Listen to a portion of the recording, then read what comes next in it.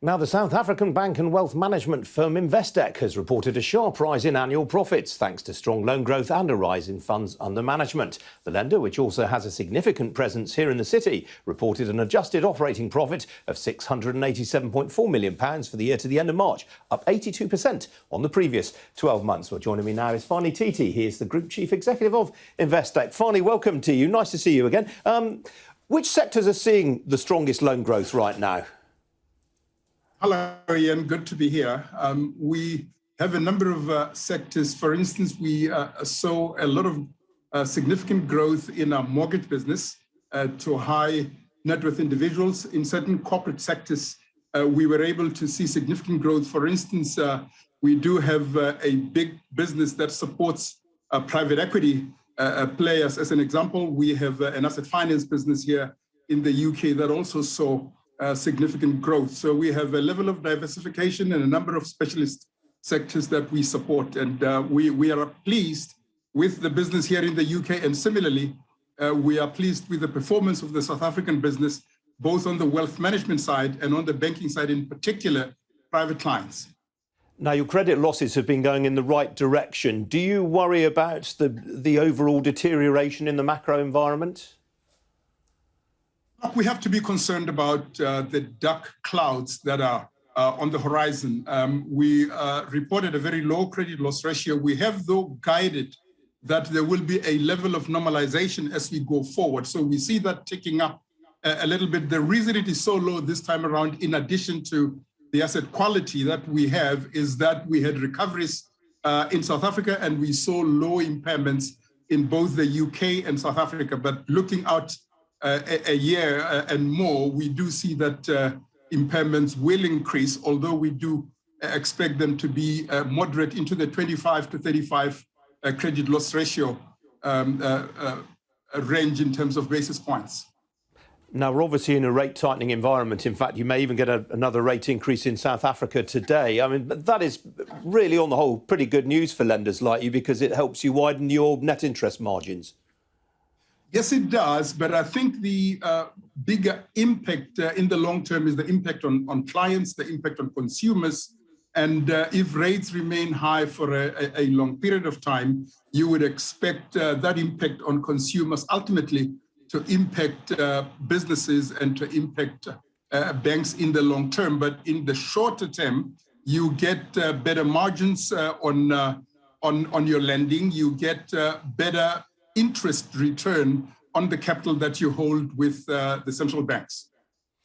Now, talk to me about the South African economy for a moment, if you would, please. I mean, obviously, you're pretty unaffected by the war in Ukraine, but obviously commodity prices have moved. I mean, South Africa is a big exporter of platinum, of gold, of coal, all commodities that Russia can no longer sell to the outside world.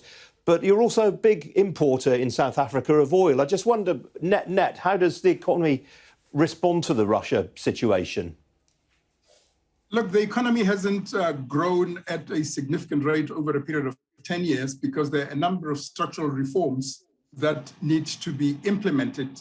We have been lucky over the last 12 months or so, even before the conflict in Ukraine, occasioned by the Russian invasion, that receipts of taxes from the corporate side, in particular mining companies, were so significant that we have begun to make a dent on the finances of the country. So we have been a net beneficiary, albeit that we do pay more for the oil that we import. We do have a level of reliance on that, but net, the economy has benefited and the finances of the country have improved, and clearly the country will be better for it.